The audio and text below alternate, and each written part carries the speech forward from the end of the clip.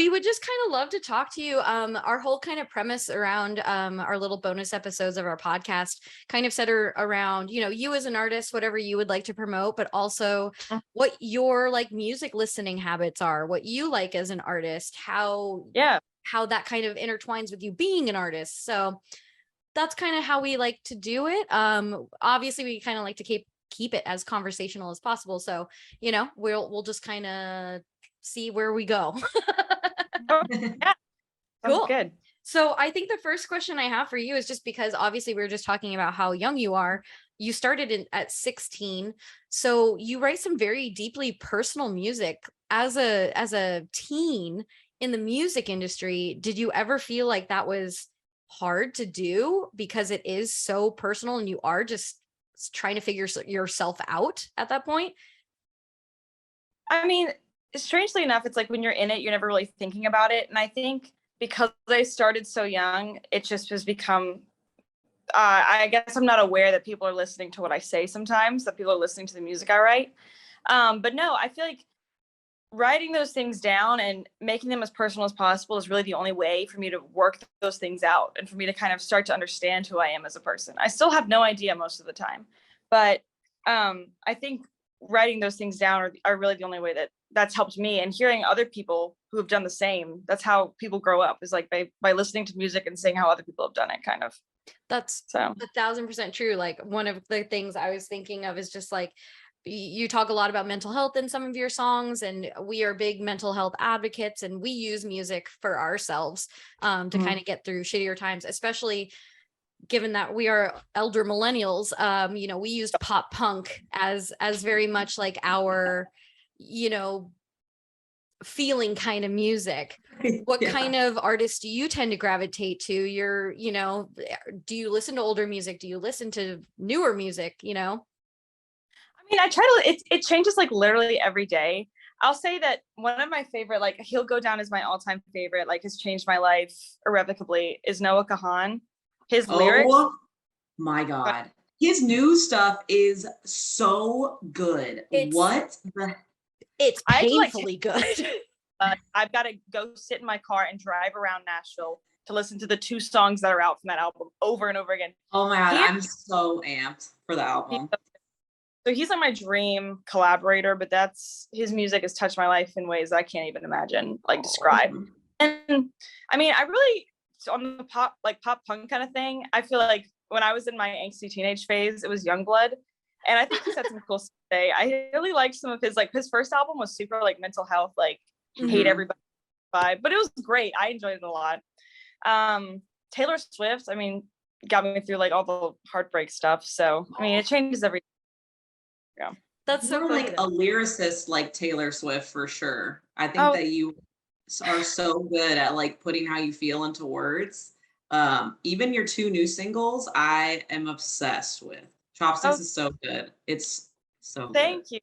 Thank you. I mean, I feel like Taylor Swift's like inspired every girl my age, or anyone my age. I mean, she just is like the author of this century, I feel like. And so I feel like she's touched every musician in some way in that capacity. So yeah, thank you. Yeah, and I think she uses her emotions too to kind of really tell a story, which is very hard to do, but you also do that impeccably well. Like Ashley and I always talk about, we love an album that starts and finishes and it's a full story, and we like feel like it's got a beginning and an end and we're feeling good. Do you feel like that's kind of your like bread and butter? Is that like how you like to create an album? Definitely. I mean, I always go into everything with a clear visual of what I want it to be and what story I want to tell from start to finish. And I knew with this first album, it was my debut album. It was me kind of leaving my teenage years. I was 19 when I was wrapping it up. And so I kind of wanted it to be like the beginning of this story that I'm writing. And I already know what the rest of the story, I hope, is going to look like. And I know what I want to say. So this was chapter 1, I kind of call it. And I know what the beginning and the bookend of that looks like. And I mean, yeah, I'm not really a big, singles are so prevalent in today's like music industry. It's like the single put out every week. And it's exhausting because I feel like it doesn't leave room for a massive story sometimes. It's so funny you say that because literally one of my questions is, I mean, you came balls to the wall out with your debut album being 16 songs. Gen Z singers, songwriters, they're not doing that. They are putting singles after single after single, almost probably because a lot of people don't think anyone has the listening capacity to listen to an album. Totally. Are you an album person? Are you a single person? Like, how do you listen to music? I'm an album person, and I feel like we've discredited a lot of like the youth of today. Just because marketing tactics have changed doesn't mean preferences have changed necessarily. And I think that there is a missing piece in that we are missing albums a lot of the times. I think that's really what's going to define like artists who stick around for a while, or people who are going to put out projects that people can grow with. Yes. And that's definitely my goal. That's definitely how I've fallen in love with my favorite artists, is by following their albums. Yeah. That's so nice though, because it really is like you see people on TikTok blow up and they have one song and then they can't really repeat that same success. And it's just almost devastating that no one really took care of him and was like, no, you need to nurture before you just like blow up and start doing tours and stadium tour. It's kind of, there's a lacking of developing an artist nowadays. Do you feel that kind of from the music industry? Do you ever feel supported by any, like, what's your journey through that? Totally. I mean, I hear every day. I've been doing this a while. I came to Nashville when I was 13 for the first time and said, this is what I want to do. I'm going to do this. Like, and my parents have fully supported me, which has been great. We love that. Yeah, it's amazing. But there's been like, it's taken a long time to develop. And I look back over the course of my life when I thought I was so frustrated, like 15, I was like, why haven't I made it? Like, I'm ready. I was like, oh my God, if I made it, then I would be terrible. I would be disgusted with what I put out. That'd be horrible. But just to say that, like, I hear every day the importance of TikTok and virality, and I recognize that as an important tool of today. But I am so frustrated with that app, and I think it's kind of killing creativity in a lot of ways. And I have so many friends who are frustrated with it, who have gone viral and have had massive success, but now they're in this place where they don't really know what to do, or they're having trouble recreating it.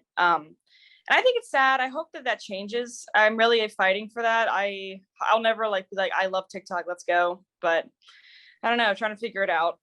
Yeah. It's so hit or miss. Like, it's just such a bummer. And then it just starts to get kind of sloppy over time because you put so much effort into a video and then it goes nowhere. So then you just try and like post 5 a day, which is insane. It's just, it's a frustrating app. It is. I mean, you get some awesome, like, Complex by Katie Gregson McLeod, I believe is how you say her name. Yes. So good. That there's amazing music that comes out of TikTok, and I love it for that. Yes. But truly, kind of. So yeah, I think it's as people who we have a consulting side of our business where we do music PR and stuff like that, and even social media strategy, but we very much focus on the mental health. So like, I'm like, if you don't want to do TikTok, you do not have to do TikTok.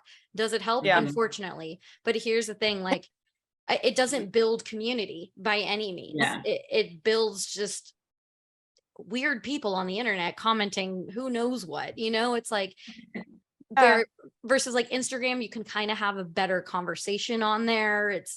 It's a lot easier to like put out your music and stuff like that. Do you find that even Instagram is hard for you to kind of deal with? I mean, I'm like more used to Instagram, and that really very well might be the difference. I mean, I'm 21. I'm just over that, like, really into the TikTok niche thing. Yeah. But what I love about Instagram is it kind of goes back to the album thing for me, is that there's still kind of a way to build a story. You're not relying on one individual post to encapsulate your entire being. Yes. And I think it just goes down to the patience thing. I mean, I like building the story. That's why I love Taylor Swift, is how like calculated every little thing she does is.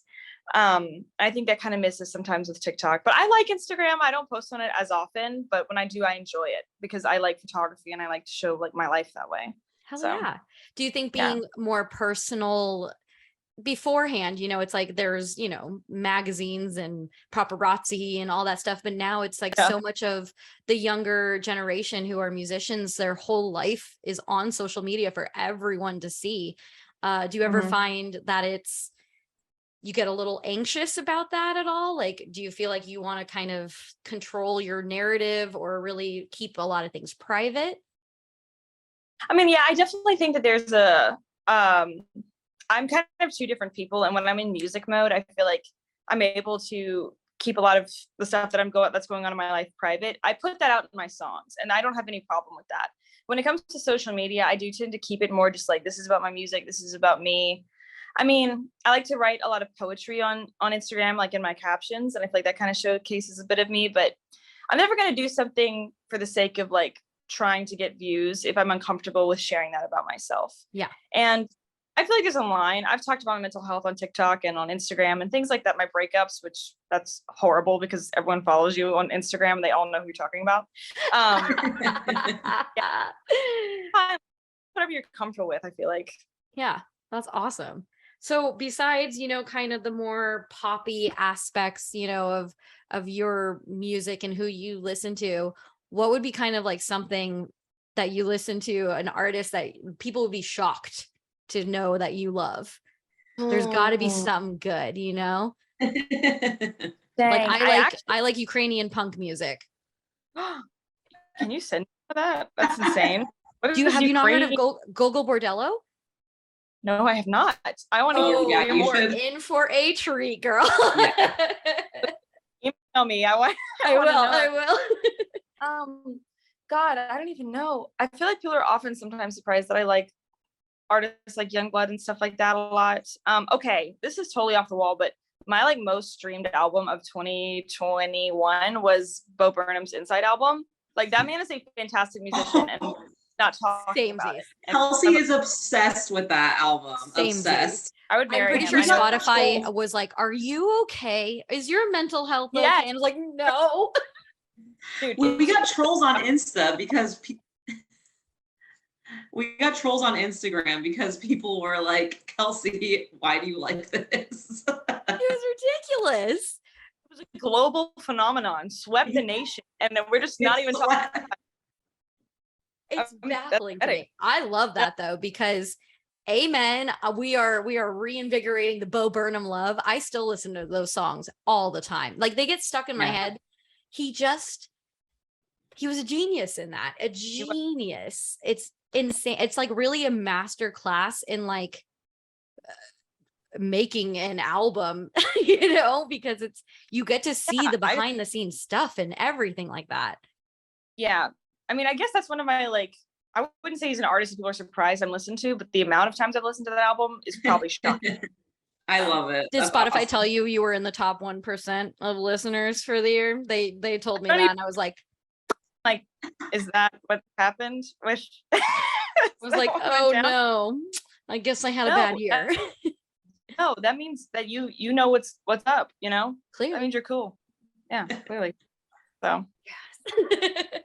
That's awesome though. And so for you, for like music discovery, where do you kind of source new artists from? How do you find new music to listen to? See, this is actually bad. I think it's because I'm literally in Nashville and I'm writing music every day that it's just kind of word of mouth. I mostly use Apple Music over Spotify. Fair. Like, I think there's something about me, like the contrarian in me, that does not like the like playlist, like listen to this. And I know, because I know the whole thing behind like playlists and how like the backstory of getting onto those. And I guess most of the time I'm just like, I just want to listen to what I want to listen to. So I'll like go into a session, ask my friends what they've listened to that day, and then listen to it on Apple Music. Spotify's so great. Love you. Love Spotify. So don't take me down. I did notice on Spotify you have a bunch of your own playlists, and I love that.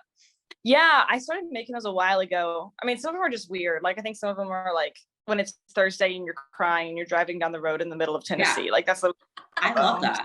I feel that. That is a specific feeling. And I think it's one that not many, but some might relate to. So I mean, hey, but that's honestly, what's your favorite, love that. Oh, go ahead. What's your favorite song to cry in the car to? I was saying that's a great question. My boyfriend was like, that's a weird question. I'm like, great question. The problem is, it's like, how do you narrow that down? I love it. I mean, All Too Well, 10-minute version. Oh, that's good. You really go through the I mean, I had like my driver's license era too, where I did that a lot. Yep.